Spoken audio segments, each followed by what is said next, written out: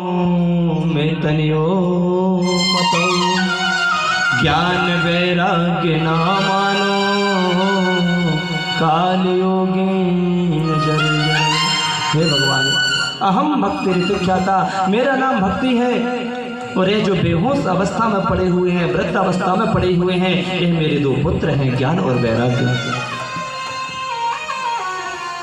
यहाँ आकर के मैं नई नवेली बन गई नारद जी, लेकिन यहाँ आकर के मेरे बच्चों को बुढ़ापे ने घेर लिया। मैं जानना चाहती हूँ कि ऐसा मैंने कौन सा पाप किया है, कौन सा अपराध हो गया है कि वृंदावन आते ही मैं नई नवेली युवती बन गई, लेकिन मेरे बच्चों को बुढ़ापे ने घेर लिया। कौन सा ऐसा अपराध हो गया? देवी, आपका परिचय है। सब भक्ति कहती है भगवान, मैं दक्षिण भारत में पैदा हुई, कर्नाटक में बड़ी हुई और महाराष्ट्र में पली। जब कुछ पाखंडियों ने मुझे परेशान किया तो मैं दौड़ करके वृंदावन आ गई, और वृंदावन आते ही मैं नई नवेली बन गई, लेकिन मेरे बच्चों को बुढ़ापे ने घेर लिया।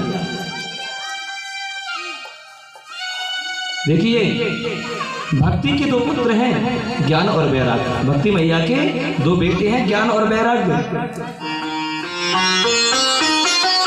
दोनों को क्या हुआ? बुढ़ापे ने घेर लिया महाराज। क्यों घेर लिया? आज आप विचार करना कि दक्षिण भारत में जो विद्वान होते हैं, दक्षिण भारत में भक्ति इतनी बड़ी है, दक्षिण भारत जैसे मंदिर अपने पास नहीं है, यहाँ नहीं है। दक्षिण भारत की बात कर रहे हैं, पूरब, पश्चिम, उत्तर भारत, इनमें कहीं ऐसे मंदिर नहीं मिलेंगे जो आपको बाहर मिलेंगे। बालाजी देख लो, तिरुवनंतपुरम देख लो, तिरुपति बालाजी देख लो, आप सोमनाथ देख लो, कितने बड़े बड़े मंदिर हैं, स्वर्ण मंदिर है, इतने बड़े मंदिर हैं। वहां के विद्वान देख लो आप, क्यों? जहां भक्ति का खुद जन्म हुआ है तो वो स्थान कहां तक कम हो सकता है महाराज? दक्षिण भारत के विद्वानों को देखो आप। लेकिन होता ये जा रहा है महाराज, भक्ति तो लोगों में खूब बढ़ रही है, लेकिन वैराग्य किसी को नहीं चढ़ता, ज्ञान किसी को नहीं आता। इसलिए आज भी ज्ञान वैराग्य अचेत अवस्था में पड़े हुए हैं। भक्ति खूब होती है। हमने अभी क्या बताया था आपको कि हम काशी जी में स्नान करने गए थे, हम कर रहे थे हर गंगे, वो कर गए ले। तो सोचो क्या उन्हें ज्ञान नहीं होगा कि चोरी करना वही पाप होता है, लेकिन क्यों चोरी की? वेदों को सुन रहे हैं, हम कथा को श्रवण कर रहे हैं महाराज, जान रहे हैं, समझ रहे हैं, लेकिन फिर भी काम हम वही करते हैं जो नहीं करना चाहिए। सबसे दुर्भाग्यशाली बात तो ये होती है कि वो व्यक्ति जो कथा का रसिक हो, भगवान की खूब कथा सुने, करवाए, और कोई घृणित अपराध करे, तो सबसे बड़ी दुर्भाग्य की बात तो ये होती है, भैया कि बताओ इतना बड़ा ज्ञानी होकर भी कि इसने कितना गंदा काम कर दिया। धर्म पर छींटे उछाल दिए इसने।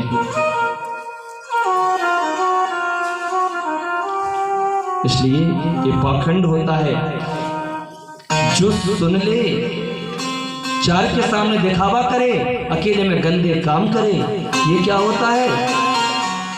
ये पाखंड होता है। इनको ज्ञान नहीं है, इनको वैराग्य नहीं है। इसलिए ज्ञान और वैराग्य आज बेहोश हैं कि उन्हें अपनाने वाला कोई नहीं है। कथा तो खूब सुन रहे हैं, लेकिन वैराग्य किसी को नहीं आता, ज्ञान किसी को नहीं आता। निंदा करना कोई बंद नहीं करता, चुगली करना कोई बंद नहीं करता, मांस खाना कोई बंद नहीं करता। हम खूब चिल्ला 7 दिन झीरी में कह जाए भैया बिल्कुल नहीं खाना। आप जान जाओगे वास्तव में आप 7 दिन श्रवण करना, भगवती के चरणों की सौगंध यदि एक बात तुम्हारे हृदय में ना बिठा दें तो आप जो चाहो वो कर देना, लेकिन ध्यान से सुनना। और 7 दिन बाद यकीन मानना, 7 दिन तो आप ऐसे हो जाएंगे कि गुरुजी जैसा तो कोई है ही नहीं।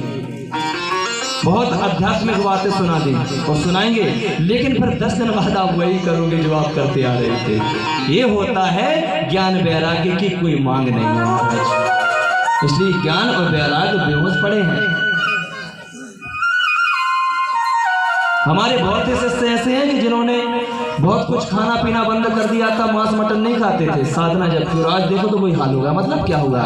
इससे सिद्ध होता है कि कुत्ते को कितना भी धो देना वो बच्चा नहीं बन सकता महाराज।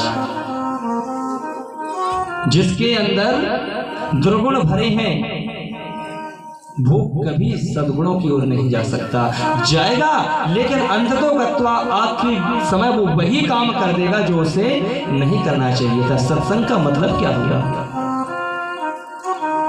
आज ये आर्गन वाले बच्चा बैठा है, ढोलक वाला बैठा है, पेड़ वाले बच्चे बैठे हैं, इन्होंने केवल हमारी कथा नहीं सुनी, हम जैसे कई अंतरराष्ट्रीय बच्चों के साथ बजा चुका है। ये बच्चा आर्गन वाला बहुत बड़ा मास्टर है, हमारी कहीं गिनती नहीं, इतने बड़े बड़े अंतरराष्ट्रीय लेवल पे जा चुका है। और मान लो ये बच्चा कोई अपराध कर दे तो ये फिर कितना बड़े दोषी होगा, इसकी मानसिकता बिगड़ जाए तो कितना बड़े दोषी होगा कि यार साधारण व्यक्ति कोई पाप कर दे, अपराध कर दे तो उसको तो क्षमा किया जा सकता है, भगवान कहते, लेकिन तुझे क्षमा नहीं कर सकता। क्यों? तूने निरंतर ब्राह्मणों का और व्यासों का सत्संग किया और तूने ऐसा काम कर दिया, तू क्षमा के योग्य नहीं हो सकता। बताइए, तो ध्यान रखना मेरी माताओं, क्षमा उसे किया जा सकता है जो नादान है, वो क्षमा के योग्य कभी नहीं होता जो ज्ञानी होता है, जिन्होंने सुना है।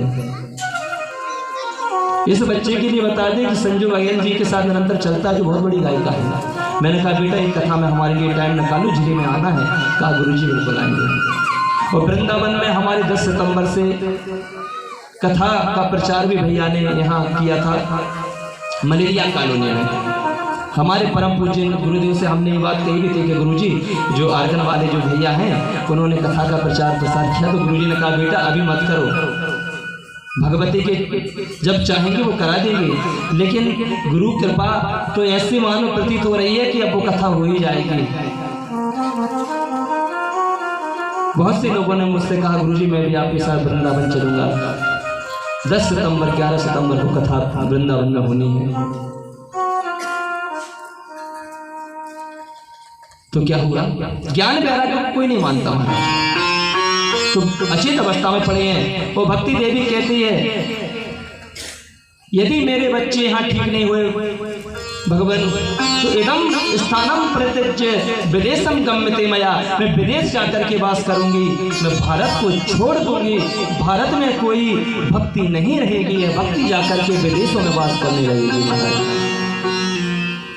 और आज हम देखो हम क्या कर रहे हैं, हम पश्चिमी सभ्यता को अपना रहे हैं, विदेशियों को अपना रहे हो। विदेशियों को देखो, वो वृंदावन आकर के कितने भाव विभोर भक्ति में डूबे हुए हैं। आप जाकर के देखना वृंदावन, आपको इतने विदेशी मिलेंगे, इतने विदेशी मिलेंगे कि जितने अपने हिंदुस्तान और भारत के नहीं मिलेंगे। और हम क्या कर रहे हैं, हम पश्चिमी सभ्यता को अपना रहे हैं। पश्चिमी सभ्यता क्या है? जैसे केक काटना, दिए बुझाना,